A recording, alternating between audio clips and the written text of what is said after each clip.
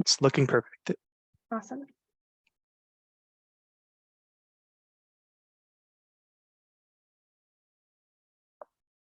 Do you want to just go ahead and get into the agenda for us?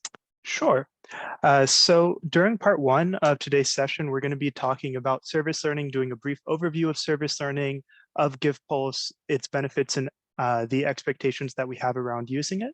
Then we'll actually get into doing a walkthrough of GivePulse. I think this will be really useful. We'll go into the system, share some guides that we'll make publicly available after today's workshop, and show you, for teaching a community-based course, how would you apply GivePulse as a software or as a tool to help with teaching your course? And then lastly, we're going to be discussing what's next in terms of the CV process for the year.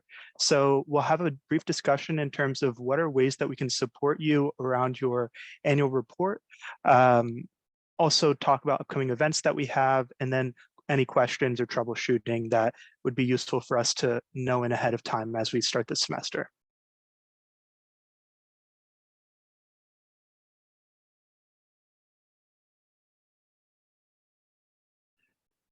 So over this first part, we're gonna do an overview of CV teaching, explain what is GivePulse, and again, go through the benefits. So community-based teaching is, we can go to the next slide. Community-based teaching is an approach that we'll actually use these two videos to explain.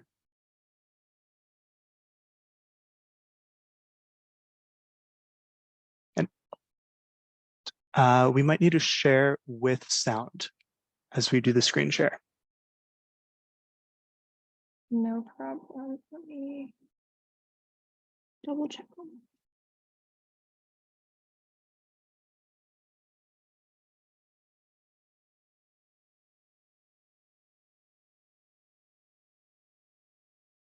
Okay, what about now? I'm still not hearing it. I wonder if clicking on the link itself, it is embedded, so I'm not sure, and I don't know if that's something Victoria could help out with. Well, I can hear it from my end, so it must be on the screen share side of things. So there we go. See if this fixes it. There we go. Yeah, we can hear it now.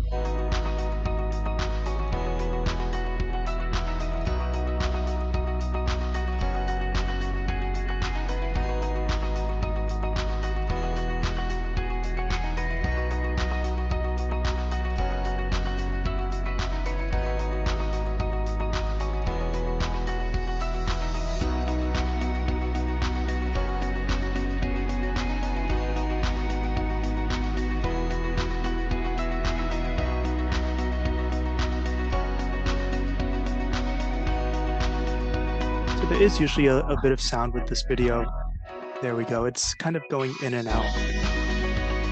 We can pause this one and actually move to the next one. Okay.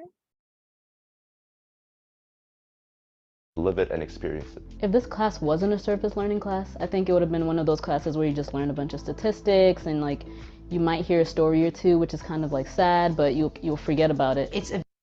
Are you happy here, or do you want to start from the beginning? Yes. To the beginning? No, no, just where it was embedded to start. Okay. Very exciting thing for the students, and it gets more exciting as the course goes along, as they have more and more experiences of actually interacting with people who have lived experiences that relate to the subject matter they're reading. They're teaching you just as much as you're teaching them.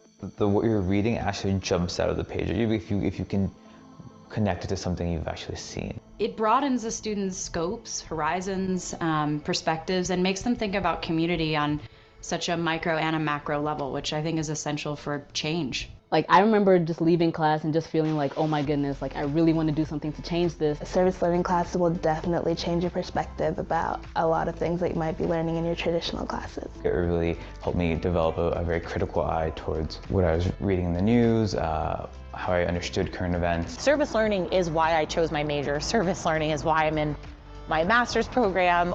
I would say that all of them come out of it stronger activists, stronger advocates, stronger allies. I don't think I know anyone that went in that class, especially in my year, that isn't still in some way involved in the world of social justice. I mean, we've had students look at us and say, I will remember this moment the rest of my life. And that's a whole different kind of learning. Okay. We can move on to the next slide. So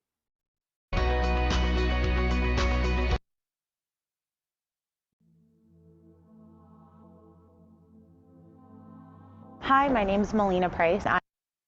We're sorry about that. There we go. no worries. So from the last video, one of the things we were hoping to show is just the impact that service learning, or community-based learning as it's also called, has on the students itself. So as we look at how students react to the practice of community-based learning, we notice that it kind of fits with what the Gen Z almost ideology or approach to learning is. Gen Z ends up being more tech savvy. They're seeking real world experiences, ways to connect what they're doing in class to ways that they can change the world. When it comes to American university students specifically, we're one of the most politically active universities, and community-based learning is a great way to leverage that to become deeper and more cognizant of sociopolitical issues. It's also a great professional development tool. It provides students a chance to not only get their kind of feet wet and hands dirty with practice of what they're learning in class and see if they like it, if they want to practice that in the future, but it also provides an extra layer and element to what's kind of reading, what they're reading on the page. And that's something that we see very consistently when we get feedback from students and collect stories from them throughout our service learning programs. So on the next slide, we're going to show our upcoming fall community-based courses. As you can see, we have these across different schools. We have a way for you all to search them too, assuming you're looking to see what other faculty are, or how other faculty in your school or department are teaching community-based courses. And if you want to show what that looks like, or one way to find that information. We do have a list posted, and we can always send this list afterwards or include it as an attachment. And then there's a live list on Eagle Service. So by going to the course catalog, selecting the filter for community-based learning, this is actually what ties in on the back end to GivePulse. So any of the courses that are designated as community-based will show up both on Eagle Service and on kind of the course catalog, and then have an associated GivePulse course created with it, which is a little bit of what we'll show you later on. Yeah, but what you can see here is I'm just on the AU course catalog, and the only filter here that I've applied is the fall 2023 filter.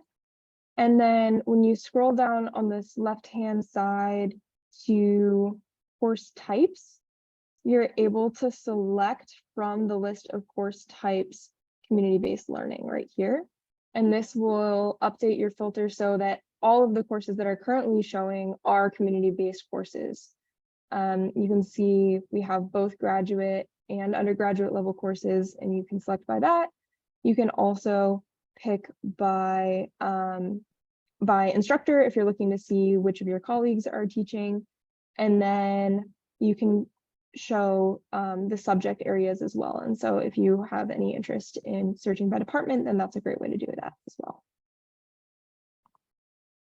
When it comes to our role as members of the Center for Community Engagement and Service, also known as CCES or CSES, we do a few different things to support the community-based learning process. So one of the first is we facilitate the community-based course designation, as well as an additional add-on credit called the Community Service Learning Program. We review community-based syllabus to ensure 8 criteria that are set by the registrar that kind of raise the bar or meet the standard of community-based learning are met. We submit that community-based designation for you, ensure that the course is present on GivePulse, and provide semester-long support, as well as host a community of practice. We also support community-based courses and the idea of community-based teaching to students, advisors, faculty. The ways we support faculty directly are tying the Canvas course to GivePulse, giving access to different community-based learning resources and professional development opportunities, providing financial resources, which we'll mention on the next slide. And then we also support students through doing class presentations. If you want me or Josie or somebody else from our office to come in and speak to your class about ways that your students can develop as leaders through service learning or community-based learning, or get involved with honors and recognition, then we're happy to come into your class, do a 15 or 20-minute presentation, provide some materials, and give some context behind other programs in our office. We also ensure that hours are tracked and verified and then eligible for different awards like that President's Volunteer Service Award, which we'll mention a little bit more later. And last but not least, I'd like to add, Saagar, something else that we've just talked about recently is that they are verifying through like the academic code of conduct that falsifying your hours associated with community-based learning or any type of service-related course is like an issue that needs to be verified. And so students that don't have hours that are able to be verified somehow can run into a problem. And so that's another thing that we've been able to kind of shore up on as well on this side. Yeah, the preservation of the integrity of the data that we're hoping to track using GivePulse.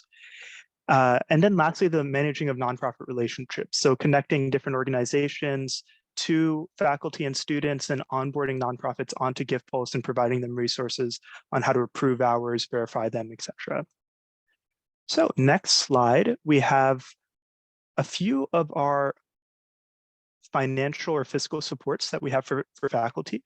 This is actually something run by a fellow faculty member, Amanda Chauka, who is our CSES faculty fellow in community-based learning. So a few of the different examples of something that can be accessed through these funds are micro grants, where as you're doing a final presentation of the community-based work that was done in your class, you're able to apply for funds for posters, for food at the final presentations. If you want to invite the community partner there, there's also honorariums for paying for that community partner's time, whether it's at the end of the semester or at the beginning of the semester. And then there's also a little bit of money for travel and transportation, where if students are visiting the community partner site and it's not metro accessible or accessible in a way that's convenient for really the students or for the course, they can apply for a transportation fund in the form of a Lyft grant. So on our next slide, we have some examples of different ways that nonprofit organizations can work within different community-based courses. And so we've listed a few of these here. We're always happy to share these afterwards. I won't spend too much time going through this, but overall, just to kind of give a brief overview, community outreach, capacity building, doing research or advocacy initiatives, and then consulting. These are a few different ways that we see or have seen faculty conduct community-based courses over the past few years in a way that's either project-based or hours-based. Again, as community-based faculty, most of you will have probably engaged with some of this. I know firsthand, I've seen the branding or digital content that's come around that community outreach piece, the virtual fundraiser, some capacity building, the research, whether it's quantitative or qualitative, and advocacy work in terms of the storytelling aspect or researching legislation and creating a policy brief, as well as doing almost program consulting or management consulting. So these are all ways that different faculty currently are engaging within nonprofits. So moving into the side of GivePulse, and really that's, I know why most of you are here. What is GivePulse? What's its benefit? So GivePulse is an online tool that centralizes the service learning experience for nonprofit students, faculty, and administrators. It supports how courses are set up within how community-based courses are set up. So one of the first benefits there is that the rosters are automatically synced based off of the information that's in colleagues. So say you have a student that's coming in to the class during the add drop period, or somebody who leaves, your course within Canvas is updated. And similarly on GivePulse, you will only see those students who are actually participating in your course. Thank you for those of you who piloted our GivePulse last year, where we had to do more of a manual import or sync. Now we've gotten this upgrade where everything will happen automatically, and there's no extra effort on your end as faculty member to add in your students. That will all be done automatically. What we do want your input on, though, is the type of course. So we can set up courses in two ways, either as a project-based course or an hours-based course. So that's something that, as we do our onboarding survey and as Josie meets with you all to understand the way you want to conduct your course, we will indicate it as project or hour on our end, but it shouldn't change the overall experience that you're working with. Next, in terms of connecting with partners, it allows you to find new partners. It saves time for your current partners that you're working with, and it allows partners to put in their own requirements so that as they're going through trying to build a relationship with you, they can set any sort of waivers that they have or questions that they have for your students on the actual volunteer registration form. And lastly, it also engages students more. So one of the benefits is that the GivePulse system comes with an app as well. And that's something that students can then take with them as they're going into the site in a way that helps verify hours or do impacts as they're traveling back. So they can do a reflection rather than waiting to get home and having to type it up on the computer as a separate assignment. We can have that information, or students have access to that information at their fingertips. It then kind of facilitates the co-learning process because it puts the partner at the center. It tags the students' interests, so students can say if they enjoyed an opportunity when it was with food insecurity or working with a certain organization, it will they can add that to their profile and it'll show them other opportunities and ways to get involved. So in terms of some of the other more administrative sides to it, streamlines the tracking of organized data, allows us to verify the impacts and build visual reports, which is something that we'll show you a few examples of in a few moments. And then it enables faculty to repeat a similar partnership across terms or sections. And it also advances how partner feedback can be collected and analyzed. If you have a TA or a PA, you can set certain fields within the survey function on GivePulse so that you can view certain fields and your TA could view either all of the same ones, or if you wanted to keep some data sensitive, you can most definitely do that. You could send then that same feedback form to multiple different partners, collect all of that data in one spot, see it year over year and how that data changes year over year. And it really just should save time in terms of collecting feedback from your students, nonprofits, etc. Every function that you have in Microsoft or Google Forms, you would have through GivePulse surveys as well. And with the added benefit of kind of seeing that historical record of it tied to the partner. And you can also send out an email to them through GivePulse. Actually, if they haven't completed the survey, you could send a reminder to just those who haven't completed the survey. So who benefits from GivePulse? Really all four of the kind of stakeholders of community-based learning benefit from GivePulse. So for students, it generates a co-curricular transcript that works with the system Engage, which is where students are doing their club involvement or extracurricular involvement. So besides anything that you would see in on the academic transcript, what's nice about GivePulse is that it will take anything that the student is doing outside of class, whether it's a community-based course, an add-on credit, a club that they're doing service hours for, and collect it all in one space. And at a click of a button, a student can generate that transcript and keep it and see it updated over time. The app, as I mentioned before, allows them to take their community-based courses, clubs, and passions on the go. They can find new organizations to get involved with and clubs that are working in kind of something similar. So say you're teaching an environmental community-based course, and a student wants to get involved, like has gone to an opportunity at, let's say, the Rock Creek Conservancy, and they're looking for other ways to get involved with Rock Creek. They might actually see a group of students from a club who are doing an event and join in on that straight from GivePulse, which really just builds that community aspect of service and engages them more with the university campus.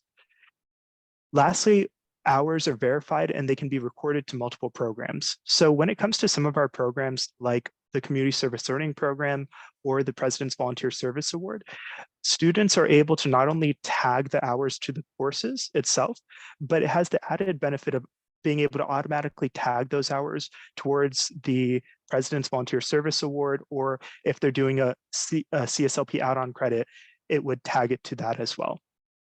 For faculty, there's also a ton of benefits, and really this is where we would focus most of our time on: the integration with Canvas, as I mentioned, the roster syncing, automatic reflections on all of the impact forms, which will show you how to create and make, and then no separate tracking. I know some of you have been teaching community-based courses for a long time and know the experience of having to track all of the information in a separate Excel sheet and then ask the students to corroborate that data and ask the partners to corroborate that data.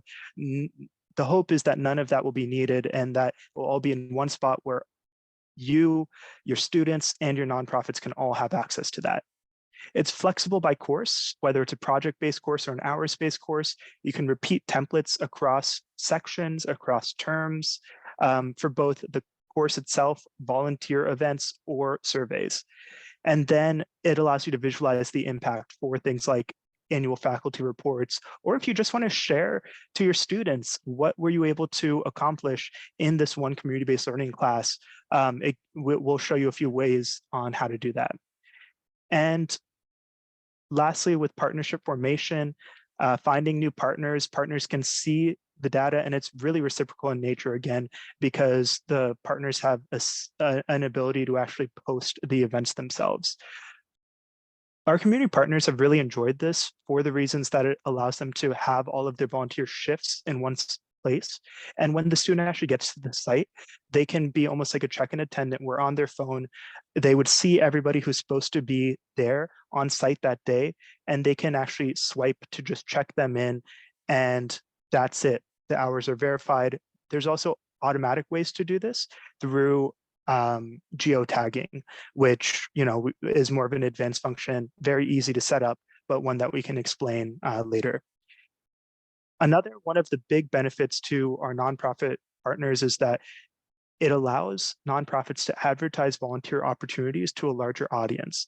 So it's not only American University that uses GivePulse, GW uses it, George Mason, Montgomery County College, and more universities around the DMV are kind of transitioning over to GivePulse. So when a nonprofit is looking to fill up volunteer spots, it's very time intensive to just be working on multiple different systems. So this is one way, as a kind of a community of DC or DMV schools, we're able to make that process a bit easier, where a nonprofit can post that shift to multiple different organizations, different universities.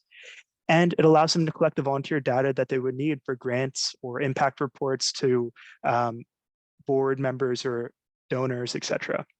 For us as staff, it's really useful because we then have a view of what's going on throughout the entire semester without having to kind of ask. So less emails is really what that boils down to, which I know should be a welcome relief for everybody.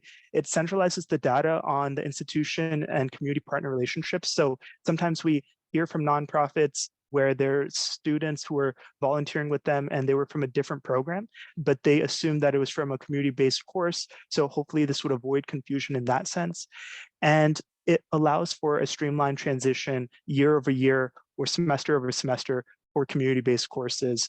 And also gives us the data that we need to advocate for more benefits for our community-based learning faculty or students. This is just a brief overview of what we're about to dive into and what Josie will show you. embedding course projects, that it's very accessible to students, and that it's a time saver for faculty. And again, this is all now something that we've set up. You'll be able to, not on today's call, but pretty much on the one-on-one, walk through how to set this up on like with your class specifically. And there'll be some aspects that you can practice today on the call. Awesome, thank you, Saagar. So now we'll start on the walkthrough, and I'm actually gonna switch these points 1 and 2 quickly, and we're gonna talk about the impact form reflection, because then I can exit the PowerPoint and not have to re-enter it again. So what we're able to do with GivePulse is provide students a single place where they're logging all of their service hours. And what that log looks like for them is this form right here.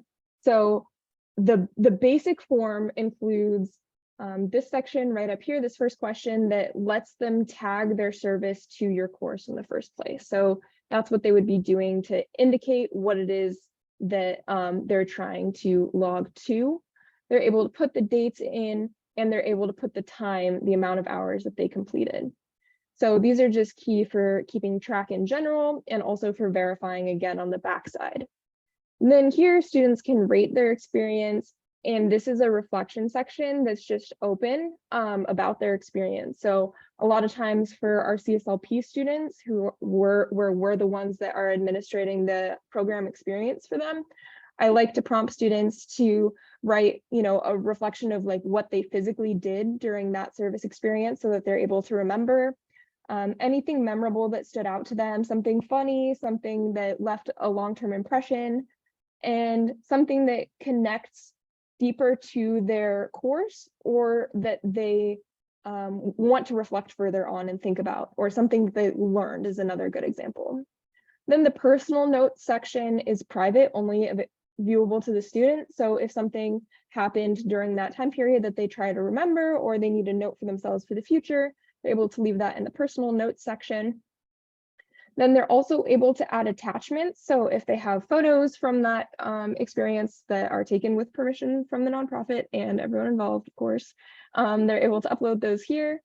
And then finally, they're able to share that with the American University group. And then if they have a nonprofit partner that's already on GivePulse, they're able to share that as well, so that the nonprofit is able to see it. And then they click the Add Impact button. And this whole process takes like 2 minutes, maybe 3 if they're writing a couple sentences. So this is the baseline impact form, and pay attention to this just mentally, because as an administrator of your course, you'll be able to make changes to this form. You'll be able to add in questions that are customized to your course based on what you would like to hear from your students. And so if you spend the next few minutes as we get to that section thinking about what kinds of questions you would want to ask your students, or like make one connection based on some course material that we discussed this week, something like that, that might prompt your students to reflect a little bit more deeply, or that would guide their reflection a little bit more specifically. So with that in mind, we're going to switch over to looking at the GivePulse integration, and I'm going to do it from the Canvas perspective. So I'm going to pretend like I'm one of you all here as a faculty member looking at my course, and this is the process that I would go about to sync GivePulse to my course. So here you should all be looking at my Canvas home screen. I found out I have 30 hours of reading assigned each week already based on the classes that are just present here. So pray for me this year. But this is a course available to CB faculty. We'll include this in an email afterwards, the link to register for this course, that provides a lot of really great resources for faculty members. And this is the course we're going to be using as our test course today. I will also add quickly that we have this AI website that we've recently discovered to be a miracle called Scribe, if any of you are familiar with it. And pretty much if you do a step-by-step tutorial, it follows all of your button clicks and takes screenshots of all of the steps that you are doing during your recording process. And that way you're able to like upload step-by-step tutorials really easily. And so you all will have access to these tutorials that we've made over each of the major steps that we're going over today. And we'll share those with you in an email afterwards also. So I'll come down to the settings section here. And it's going to load for me. And then I'm going over to the navigation button. And I'm going to see that down here in my disabled pages, I have GivePulse. Now, every course at American University has GivePulse available in the disabled pages. We ask that you don't move this GivePulse section quite yet, that you wait to do this until later, because our backside data sync isn't yet complete from the colleague perspective that would automatically upload all of your roster information and that would update that. If you were to do this step early, then pretty much what happens is you'll create a duplicate of your course, and the version that you'll have won't auto sync with your student list. And so you'll end up having to do a lot of funky stuff to kind of undo that problem. So just sit back and enjoy the view for now. And you're able to, once we let you know that the data sync is complete, you're able to start doing these steps. So here I would click the enable button, and that's enabled GivePulse to now show up on my left-hand navigation sidebar. And then you can just drag this in wherever you want. So let's say I want it to show up right between home and announcements on the left side. And then very important for a lot of steps today is to remember to hit the save button, because there's not a lot of autosave that is going to be happening here. Then here I can view GivePulse. And it's going to take a second to load while it creates the course for me, because I don't have a course I'm attaching to this already. And as you can see, that sync is complete already. So from the faculty perspective, this is going to be your key like managing home screen for all things GivePulse. So I'm going to start by creating an opportunity for my students to upload their hours into. So I know a lot of you are working with multiple nonprofits. The key here is going to be making one event per group of students that you have. So let's say I have 2 nonprofits. I'm working with Horton's Kids and I'm working with Martha's Table as my 2 nonprofits, and half of my kids are at Horton's Kids, and then half of them are at Martha's Table. So here I would go under events.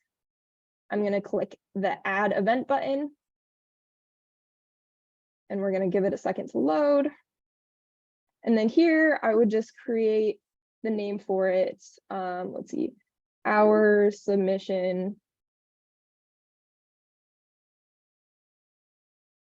Okay, so if this keeps happening, there we go. All good. Okay, so I'm going to show you this in a different view. This won't be happening. This is like the data sync issue that's happening here. So this won't be an issue for you all when you are going about this page, but pretty much what you're seeing from that perspective is an insert of the real GivePulse page. And so we'll just go about it from the GivePulse page point of view so far. And your course would be, this is our test CB course that I've been messing with all the past couple of weeks. So the view that we just saw is going to be right here. So you won't have to do any of this. This is just troubleshooting real quick.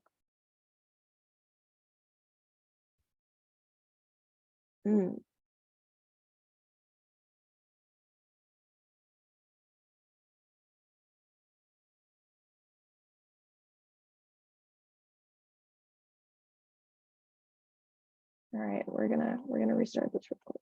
Give me just a second.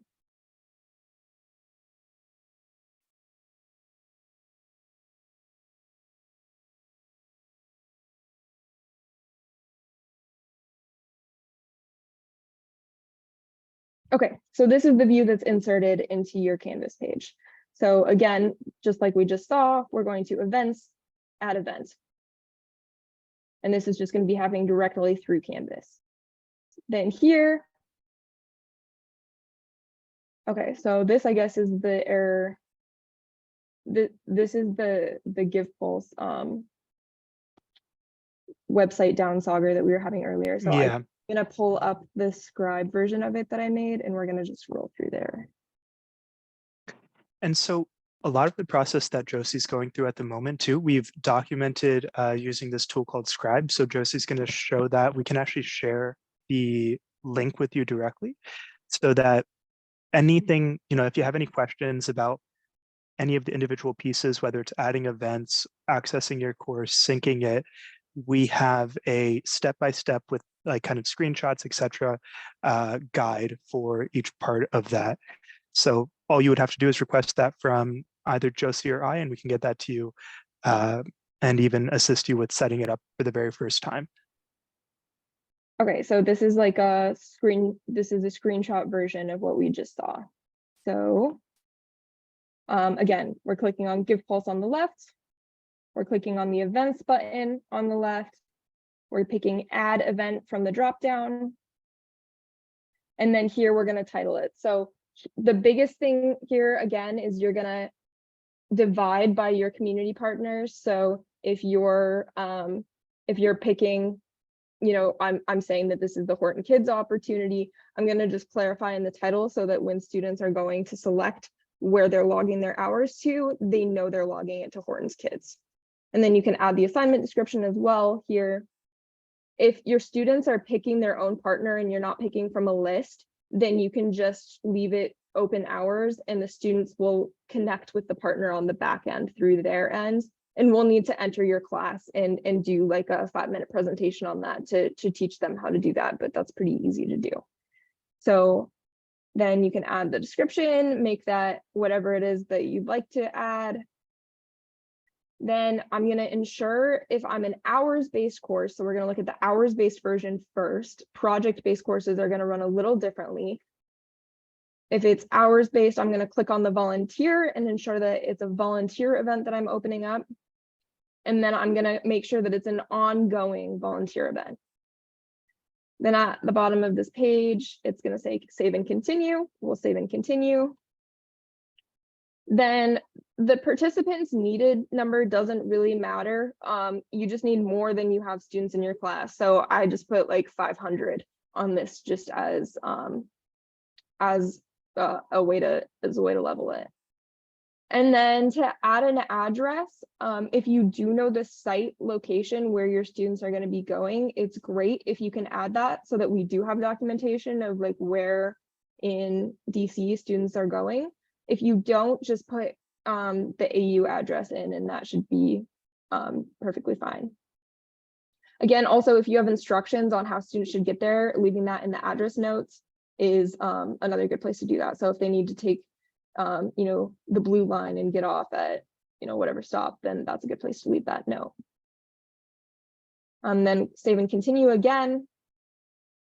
And then here there's this left-hand navigation bar that's up the entire time. We're just going to skip past some of the extra settings that we don't care about per se right now, and we're going to go to the impact settings.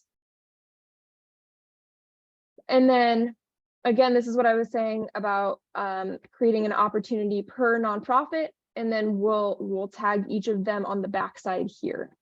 So when it says share impact, you're going to start typing the name of your nonprofit in here, and their name will pop up, and then you can just click it, and that way every time a student adds an impact or logs hours, it's automatically shared with them for them to verify and say, yes, like your student came and did this with me. So then that's just, one of our clubs I picked as an example. Then there's a bunch of different impact types that you can make. So feel free to deselect any of the types your students won't be doing. So you can leave up usually training, time, research, other if you want. It's up to you. It's not that big of a deal at the end of the day. Time, if your students are doing hour-based, is most likely, and if they're doing a training in order to do their service, they can just log that as time as well. Then save and continue again. Then this is the impact form creation field. So automatically, those questions that we looked at earlier are automatically going to be assigned to your students when they're filling this information out. But if you want to ask another extra question that's specific for your course, then this is where you would do it. So for example, if let's say I want a text area, I'm going to drag the text area question field up into the box, and then I'm able to label that question from there. But there's quite a few different types of questions, and so they're pretty easy to drag back and forth. Then I'm just going to label the question, like ask the question. Feel free to make this required if that's what your expectation is. And then save. This is really important because the save button is like a little bit inconspicuous, but you need to make sure to save because otherwise it doesn't save it, and then it's kind of sad. And just to add in here a little bit, when it comes to building out some of the forms like impact questions, this is something where community of practice can play a really big role, because when we create the impact questions, you're actually just able to add from an existing question as well. And that's shared across our faculty.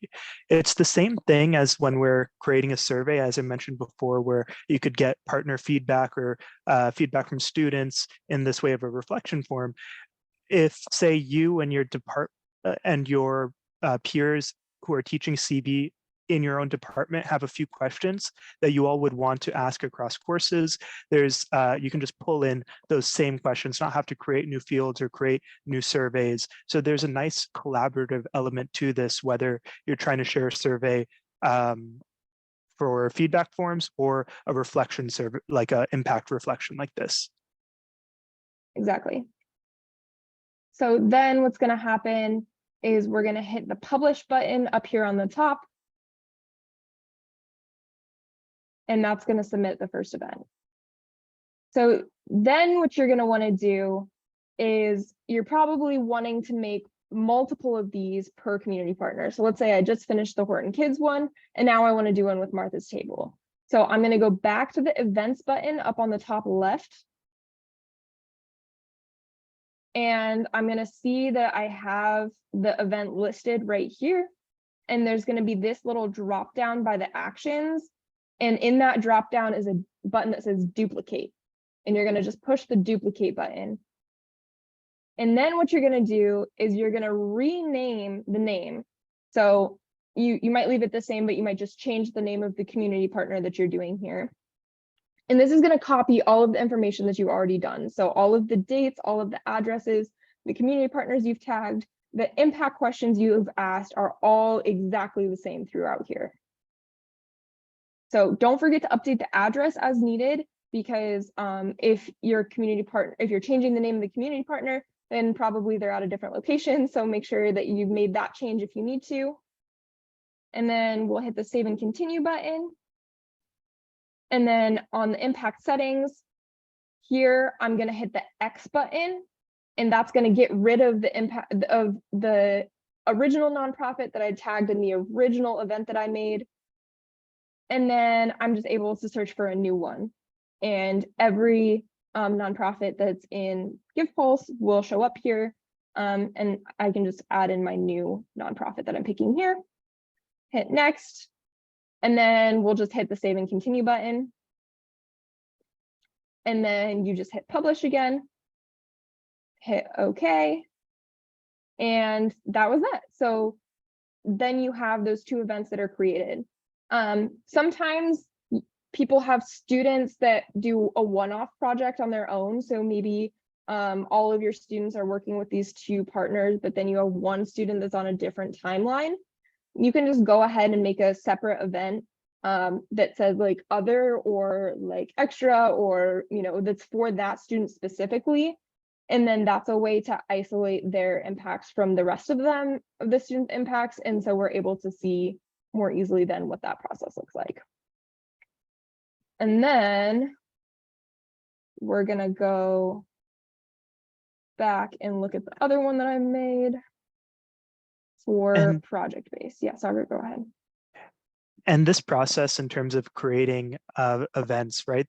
I mentioned earlier that there's also that kind of nonprofit centered approach first, where we've at the moment recommend, since it's kind of new jump for a lot of you. It might be nice to kind of play around with it yourself, feel what it's like. That said, nonprofit organizations may also already have events created. And if they have an event created, then some of this process, they can actually just essentially share that event with you, and you could add it to your course as well. So this is kind of like the primary way to go about this, but as we have more of a foundation of nonprofits who are actively using this platform, we will be able to have it where it's even, kind of nonprofits creating the event and you're just adding it to your course if you choose. Yeah. And it'll also be easier as you do this across multiple semesters, and as you keep consistent community partners, it's really easy to create like templates that you can just use over and over again for the assignments that you're trying to get from your students. And so that's another thing that we'll introduce kind of further down the line as we're all getting more and more familiar with this process. So then if you're a project-based course, it's going to look very similar to the event-based course. So again, just to review, we're starting with the GivePulse button on the left of the Canvas page.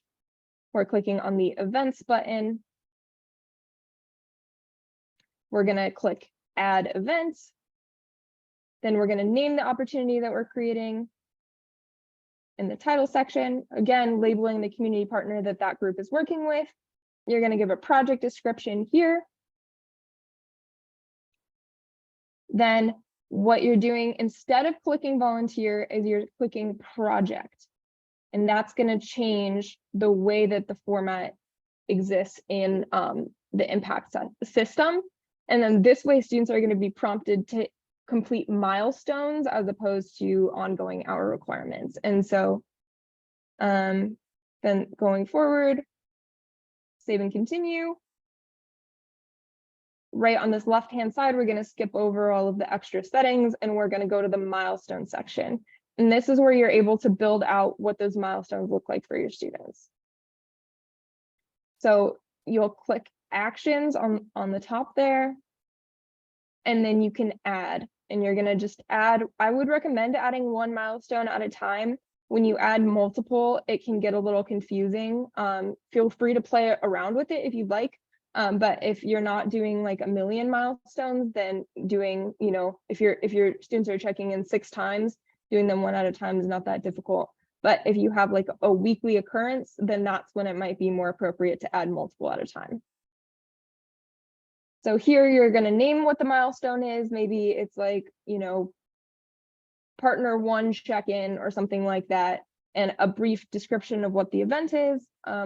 These are already assignments built into the course. A lot of the times, like, you already have deadlines for students to complete. This is just a new way of kind of tracking those and then keeping track of the time commitment associated with each of these milestones that students are using. And then here you're going to edit the dates. So you can edit the start and the end date here. And so that's important. That's like, when it's going to be open and available to students. And then when you're expecting it to be due by is what your end date is going to be for that milestone. The project will remain open up through the end of the last milestone, pretty much is the way that works. Then we'll hit save and continue. Then from here, the add impact questions, this can be a little confusing. There's add impact on the top right, and there's also add impact on the left navigation bar. When you do add impact on the left navigation bar, that's adding impact questions to every single impact that all of your students add, as opposed to doing it per milestone. So if you want to ask students the same question at every single one of the milestones, then feel free to do it the same way that we did it in the events field when we go from the left-hand side. If you're trying to add a specific milestone impact question, you want to do that from this top little bar up here that says add impact question. Then it's the same like we saw earlier. You're able to pick from the drop down what you would like to select, able to drag it in there. make the edits that you want. It's the same types of questions that are available. So there's not really any big difference here between projects and events. And then save and continue. And then here, this is taken us back to the milestone page that we started off at originally. Here, when we click the actions button, we can add another milestone. So let's say, I have 4 check-ins. I'm going to be doing this process 4 times over. So then we're adding our second milestone. We're doing the title. We're editing the dates. You'll notice that the start date for the second one is the end date of the first one. So it automatically updated your start date here for you. And then again, we're adding the impact questions. If we have different questions we're trying to ask during our second milestone, we'll do that up here from the top button. Save and continue. And then we'll just click the publish button. And this publish button from here will publish the entire project. So that's then in order to you duplicate projects the same way that you do events, that little drop down button. And again, we'll share all of the step-by-step links with you after we've completed this. So that makes it easy to go back and forth between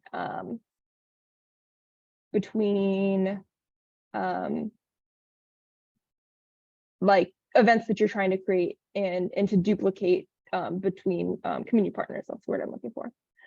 Okay, so that's a quick overview on creating the hour and project-based events. Again, if you have any questions about any of this at all, we're happy to walk you through this process as well.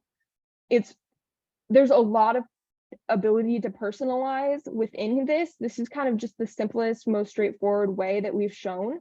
And so this is kind of the bottom line way to go through. There's a lot of information that you can get kind of sucked into. But if you're into that, go for it and go crazy. And if you find something that works really well for you, please share that with us because we'd love to be able to share it with others.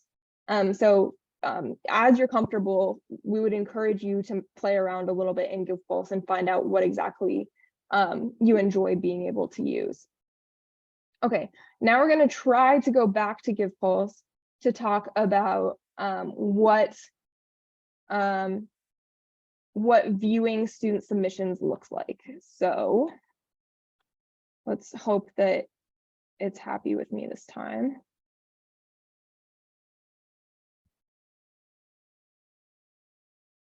And I can give a little context as to, where this is coming from currently. So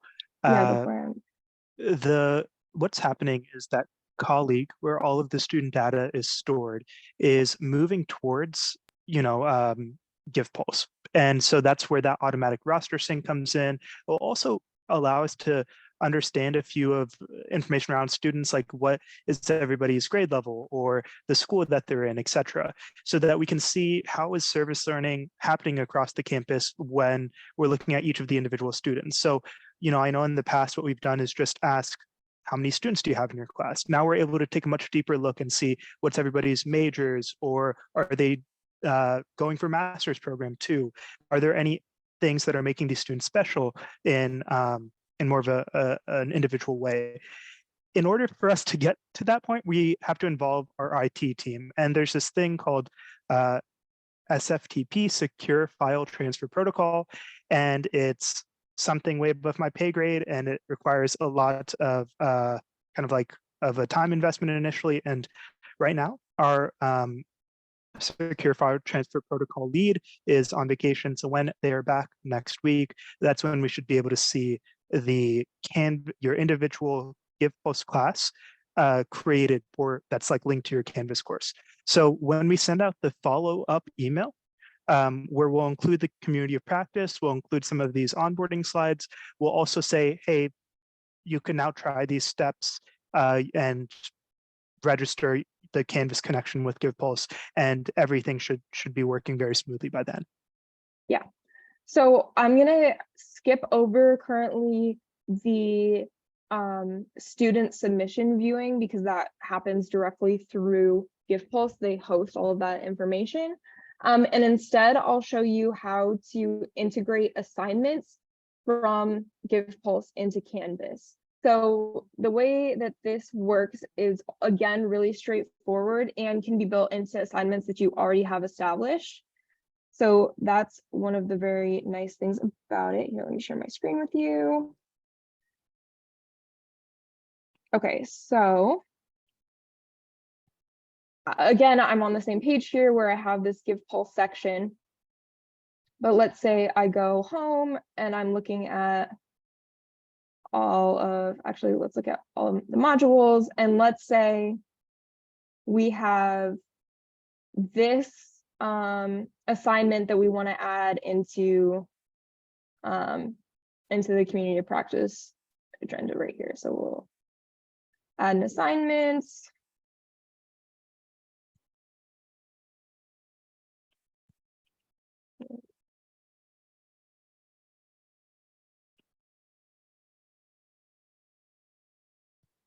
Here we go. We'll just say this is a test assignment.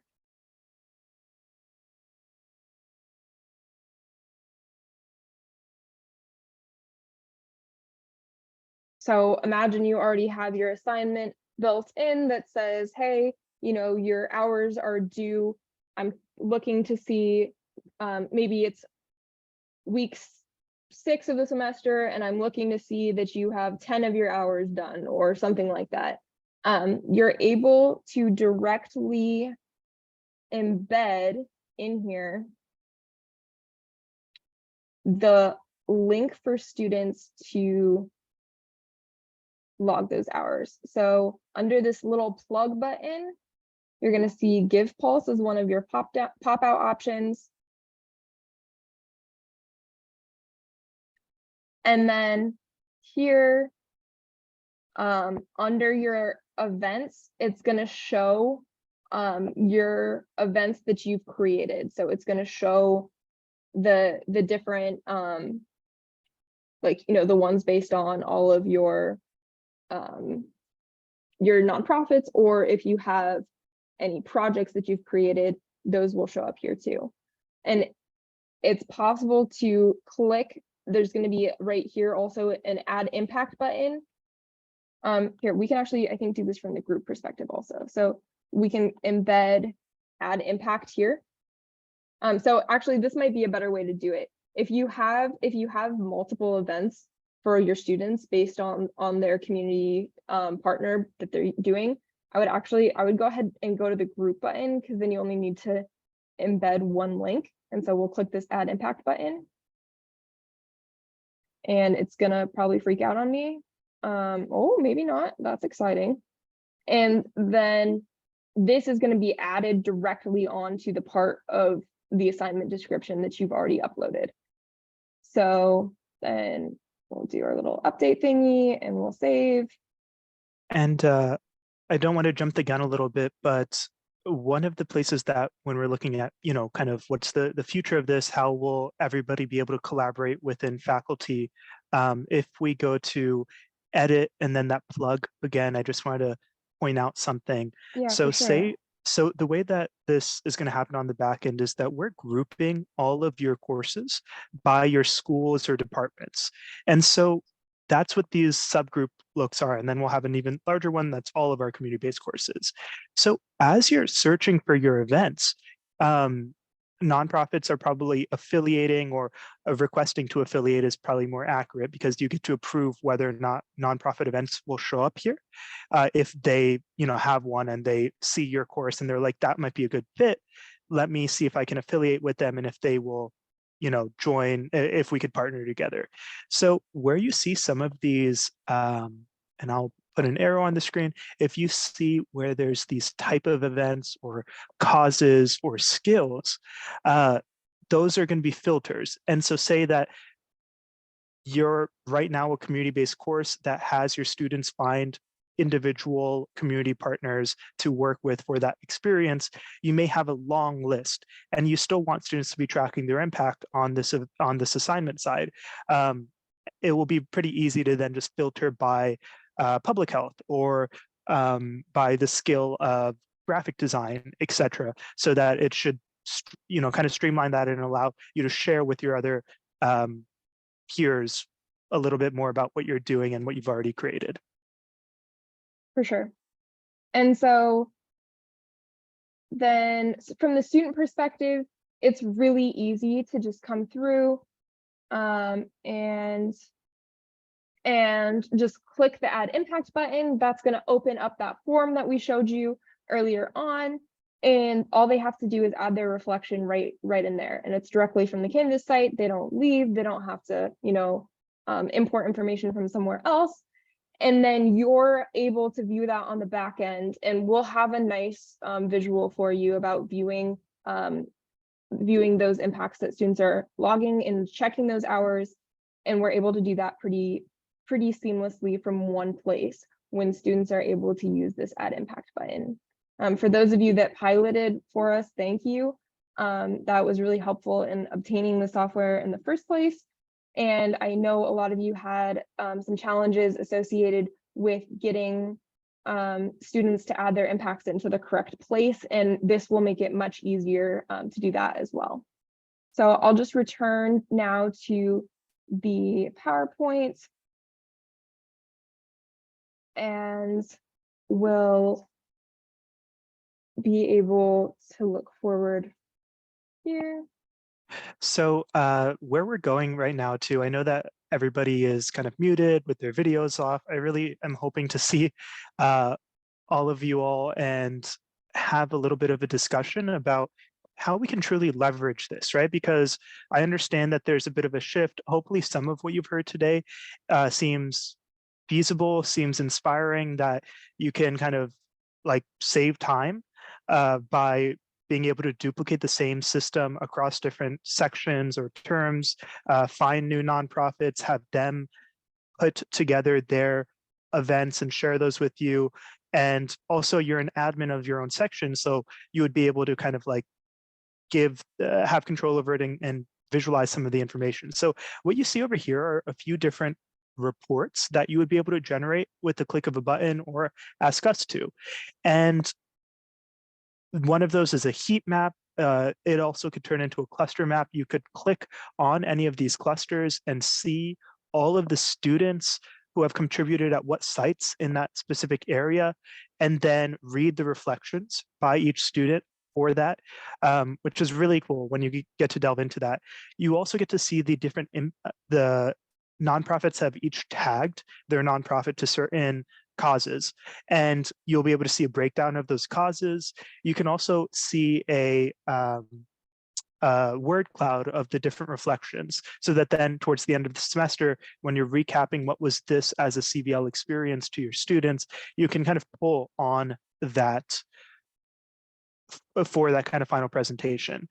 So these are GivePulse reports, and where I would love to go and just hear more people's points of view on is, I understand, and this is where, again, I'm not in the provost side of things, so I'm curious as to what are some of the data points that, as you're conducting your faculty annual report, might be useful for us to provide to you as kind of this nice give and take of thank you for using the system, having data with integrity. How can we give this back to you in a way that then makes, when you're creating that annual report for your department or for your school, easier, so that you can include this kind of rich data that we're able to collect? I'm not sure we get for our annual reports. I'm not sure the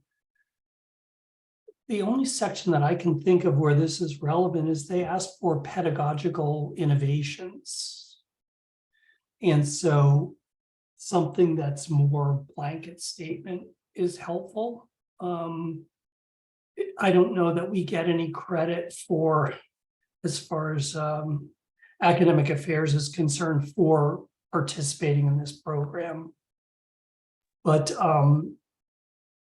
although there is a section on community involvement, so something like the total number of hours that were donated to, or that students provided to a community partner would be really useful. I'm not sure if you can quantify impact, but certainly the number of hours, the number of students that were involved, the number of clients that were served. I'm not sure if that comes out as well. Yeah, these are all things that we can kind of explore. And I think part of the strategy during our community of practice is going to be looking at more of a school by school approach, knowing that each school and dean does the annual report a little bit separately. What we're hoping is to find opportunities where maybe currently that language isn't included of this is what we're looking for. But as we go into these service learning practices and are realizing that there are a lot of benefits to it, and we're seeing those from other universities, the body of research for service learning is so strong in terms of a high impact practice, one that increases retention rates, increases student engagement, et cetera, that we're hoping, deans will start to include this within the almost rubric or request when it comes to if you're doing one of this, and that will allow us to, hopefully have a spot in those annual reports or service learning data if you're participating in that, where it can be highlighted to wherever those are set. Sorry, I'm just seeing the chat now. Oh, we don't generate annual reports anymore. Okay, I see. Yeah, so these are some of the questions I think, again, from a staff side, we don't have as much knowledge of, and this is really valuable input from the faculty. I'll share just the screen on some of the following upcoming events. And we have about 5 minutes. So again, we'll probably still have some time afterwards if anybody has other, just feedback on what would be useful to know. All right, so in terms of upcoming events. Hi, this is Barbara. Did I hear you say you expect our nonprofits to go into this system and be tracking student hours in this system? Because I'm pretty sure my nonprofits aren't going to do that. They don't have time to do that. Yeah, so we actually have started this at the nonprofit level, and what we've found so far is that especially if nonprofits don't have time, so there's kind of two approaches to it. One is that all of the steps that Josie outlined, that was the kind of intentionality of setting it up for the nonprofit. So we're able to do this process in a way where the nonprofit is minimally involved. That said, we're hearing a lot of feedback from nonprofits currently that are actually really thanking us for introducing them to the system because they're looking for ways to engage with universities and develop those partnerships. And right now it happens at an individual level. So by doing something where multiple universities are all connected, sharing resources, not having to meet with multiple professors or staff members, we kind of provide this other route. The other thing to mention is that this is completely free for all nonprofits. So right now, a lot of them are already using some sort of tool to manage volunteers, collect the data, especially if they're getting funded through either major donations or grants. They have to record some of this data anyway. And this is part of that puzzle where if we're a community-based course, we're working with a nonprofit and we're giving them estimations of data and they're using that, there's occasional times where that might not be the preferred choice by those nonprofits. Again, each nonprofit is different. We understand that there's small, medium, and large sizes. Some of them have already invested a lot into a different volunteer management tool. This is kind of for the few thousand of them who are in that middle ground where they're looking to adapt and they're having a really great experience with it so far. And we take care of a lot of that on our end also. So you don't need to worry about that process. If you just send them our way, then we can do the troubleshooting on our end and set up a good system that works for them and for you all. But isn't the onus on the students and the faculty member to keep track of the hours? I mean, I just know the under-resourced, overextended, understaffed nonprofits where my students end up, they're never going to have the time to start tracking student hours in a system.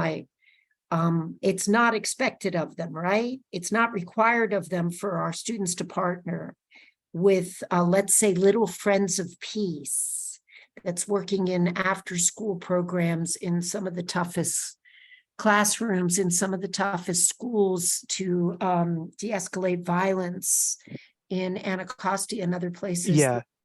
You're not expecting them to spend hours in this database, correct? So this is kind of how I would like to respond to that is all we're asking is to set up that meeting with us. If we meet with them, if they say, hey, this is not going to work for us, we have other routes. So we don't pressure anybody into joining the system or into doing it, but we do try to understand where are they right now? What are some of the other ways that this could streamline organizational needs? So what we want to avoid is to just assume on behalf of the community partner, rather than allowing us who've spent a lot of time in the system to talk to them. So it's just about operating not from assumptions, but through collaboration. And we have seen that work where, and this isn't with Little Friends for Peace, we haven't connected with them yet, but there have been similar hesitations. And then after a discussion, they've actually, again, said, oh, this is actually really useful for us. We didn't realize that it could do this capacity. And now they're using it for more things. So that's all I would say. It's not a requirement, but it's something that we hope to meet with them, get their feedback on, see if it would work for them. And if it doesn't, we have other routes to go about it.